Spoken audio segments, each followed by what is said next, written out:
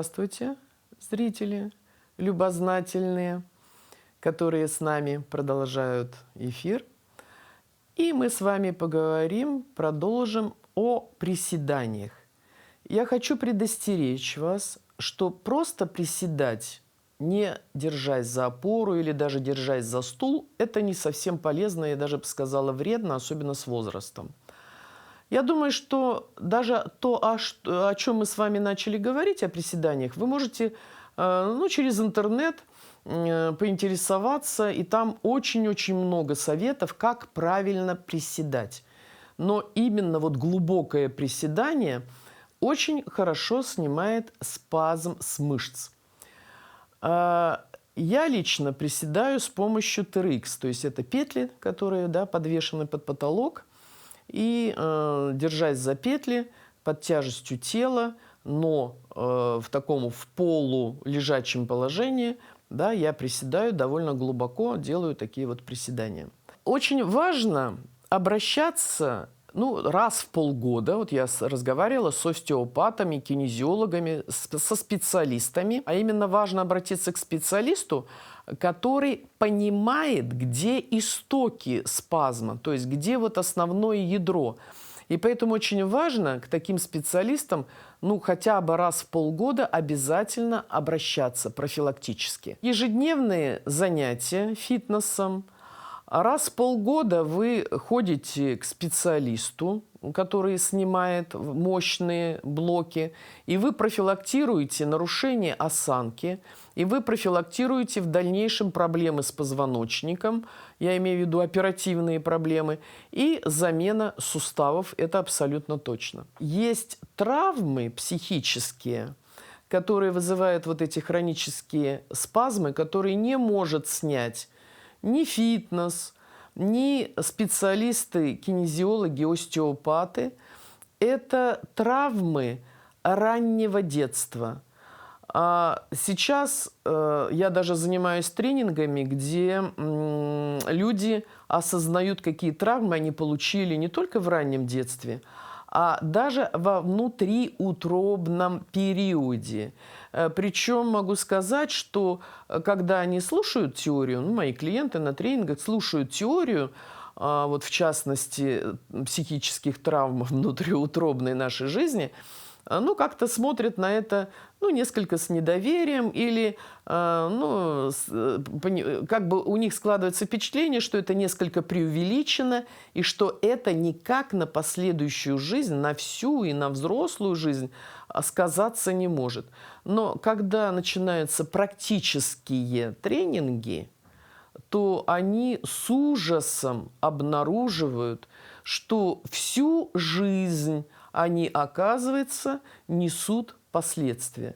Допустим, есть такой Станислав Гроф, который предложил трансперсональную психотерапию. И вот он утверждает, что мы все проходим 4 стадии внутриутробной жизни, которые он называет матрицами. И вот первая матрица, она самая длительная, она длится 9 месяцев, она называется матрицей блаженства. То есть, если эмбрион развивается в идеальных условиях. То есть, мама абсолютно здорова. Физически, психически. Она подготовилась к беременности загодя, как сейчас ученые говорят, за 3-4 года.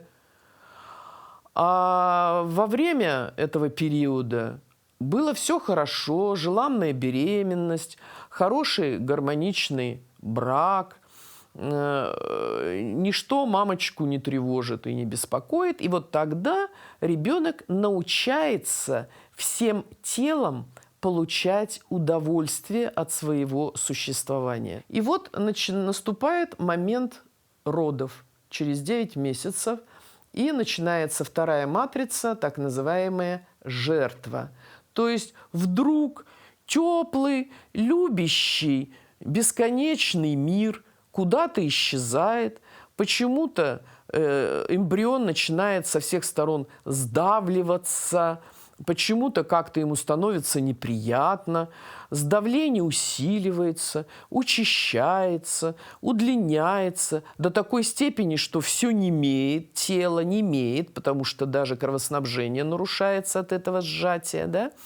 Боли появляются, вообще появляется страх, вообще, а что случилось, что произошло? Оказывается, окружающий мир такой опасный, такой негативный, такой злой. И наступает желание эмбриона выбраться из этого всего. И вот говорят, что когда совпадает желание матери родить, когда родовые силы активно начинают проталкивать плод по родовым путям, и сам эмбрион хочет родиться, то происходят идеальные роды. И наступает третья матрица, которая называется борьба. И в этот момент плод активно сам начинает двигаться всем своим телом, конечностями, пробираться. Ну, так как открываются родовые пути, то плод уже видит свет белый, который где-то из-за затылка ему, значит, уже становится понятным и осязаемым. И вот происходит движение, вот эта матрица борьбы, и она заканчивается четвертой матрицей, которая называется победа. То есть ребенок сам родился, сам начинает дышать. Ну, в хороших роддомах ребенка сразу прикладывают к груди матери, он начинает сам сосать грудь. Он победитель. И вот такой человек в будущем, что называется, готов к жизни, к реальной. То есть он умеет получать удовольствие, наслаждение. Он знает, что не так все хорошо вокруг, и надо быть осторожным. Надо иметь инстинкт самосохранения. Но если что-то случается, то надо бороться, потому что за борьбой обязательно будет победа. Я вам рассказала об идеальном опыте идеальных родов. К сожалению, мы сталкиваемся с тем, что не так все идеально. Если ребенок не получил опыт блаженства, он всю жизнь будет гоняться за этим непонятным блаженством. Но так как он не умеет естественным способом радоваться и естественным образом получать удовольствие просто от жизни, он будет искать заменители. То есть все зависимости тут как тут встанут, что называется, редком. Это, мы знаем, зависимость еда, табак, наркотики, секс, азартные игры и виртуальная реальность, которая сейчас, что называется, вообще накрыла огромные массы наших людей. И очень важно, чтобы вы осознали, что почему-то вы не можете получать удовольствие естественным способом, и поэтому срочно нужно разобраться с этим вопросом. Опять же, если второй период, второй жертвы, да, вторая матрица, затягивается по тем или иным причинам, то рождается человек с хроническим, тотальным, огромным страхом всего. Этот человек будет нерешительный. Он не сможет реализовать все свои цели, все свои способности, все свое творчество, потому что он будет с заниженной самооценкой, он будет все время заниматься самобичеванием, самоуничижением и самоуничтожением, опять же, в виде зависимостей. Ну и если у нас третий период, эта борьба будет протекать как-то тоже экстремально, может быть, длительно, может быть, бурно, там, со стимуляцией медикаментозной и так далее, то у нас выйдет революционер, который в жизни будет все время бороться даже на пустом месте, что называется. И бороться будет везде, всегда.